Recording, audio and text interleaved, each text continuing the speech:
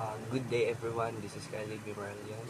Uh, for today's video, we will talk about Variation in Linguistic Systems by James A. Walker. So, James A. Walker wrote this book with many people, like his friends, family, teachers, helped him to create this book. So, this book talks about linguistic variation, which means how people say the same thing in different ways. So, for example, in America, they say elevator, and in British, they say lift.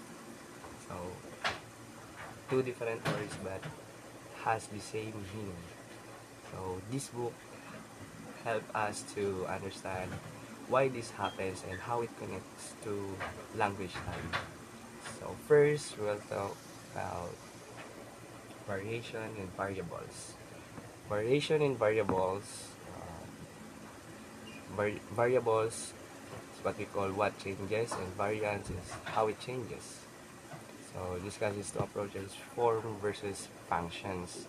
So this chapter, variable is the part of language that can change. For example, some people say running and others says running. The variable here is the word ending, and invariant is the form of that variable takes, in this case the variants are the ing and the in, or the in and in. So it also talk about two ways to study variation by looking at forms, like how people pronounce the words, by looking at functions like how people talk about the future using I will go or I'm gonna go. Next is analyzing linguistic variation, distinguishes between categorical rules, um, always apply variable rules, context-based, explains methods to test and measure patterns. So, in analyzing linguistic variation, uh, Walker explains two kinds of rules. Categorical rules are fixed and always apply. For example, um, in English, we always add an S to make most nouns plural, like cat becomes cats. And variable rules depend on the situation. For example, some people say west, but others say west, dropping the T. Right? And also, Walker shows to count how often a variation happens and use those numbers to see patterns. For example, younger people might say running more than older people, because older people always say running, right? That's it. And next is multivariate analysis with Goldva, Goldvarb, or Goldvar. So introduces Goldvarb software for linguistic analysis, guide readers through using the tool effectively. So in this chapter talks about a tool called Goldvarb, or uh, it's a computer program that helps to study variation. For example, if you want to compare how people say, or um, compare how people say running in different places, Goldvarb can show you the patterns. It's like a smart calculator for language data. Next is variation in sound systems. So, variation in sound system explores sound differences influenced by stress, region, and etc. features case studies like Martha's Vineyard and Toronto English. So this chapter talks about how sounds change in different places. For example, in Toronto, some people say west instead of west.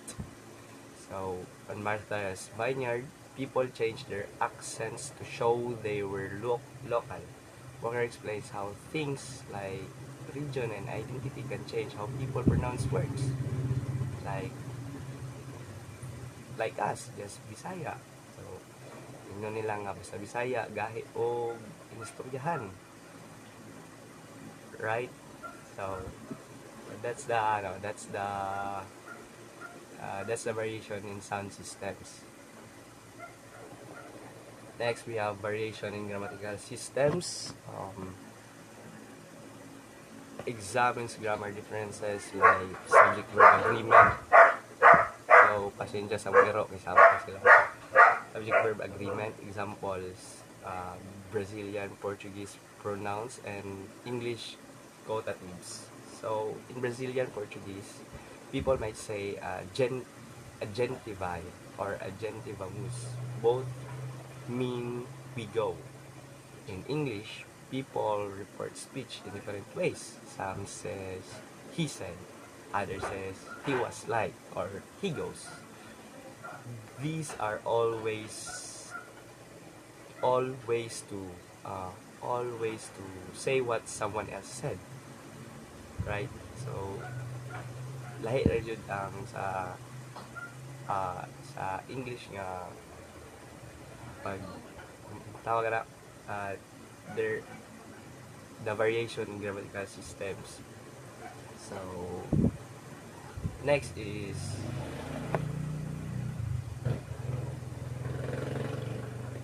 language change, connects variation of historical change, discusses examples like French pronunciation and do support in English. So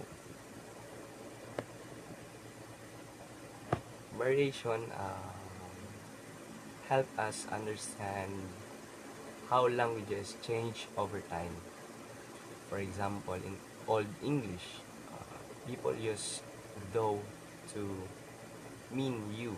Today, we only use you. In French, words like Roy, King used to sound very different. Walker shows how studying variation helps track these changes. So, that's there is a language change ang variation mutabang kay sa para tama na para nganong tawag na language ang variation mutabang kay para masabtan nato nganong ang isa ka lengguwahe is dali ra siya mabag-o, no? Dali ra mabag-o. So next is language contact, studies outcomes like Pidgins, Creoles, and borrowing. Samples, African Novas, Scotian English, Nigerian Pidgin. When two languages meet, they mix and change each other. For example, Pidgins are simple languages created so two groups can talk. And Creoles comes from the Pidgins and develop full grammar. So Walker gives an example like African Novas, Scotland English, and Nigerian Pidgins to explain these processes. And last is the conclusion of the book. He ties findings to broader linguistics theories, encourages research into underrepresented languages. So in the last chapter, Walker connects everything. He shows that variation is an important part of how languages work. for example, studying why some people say running and others say running. So it helps us to understand how language changes.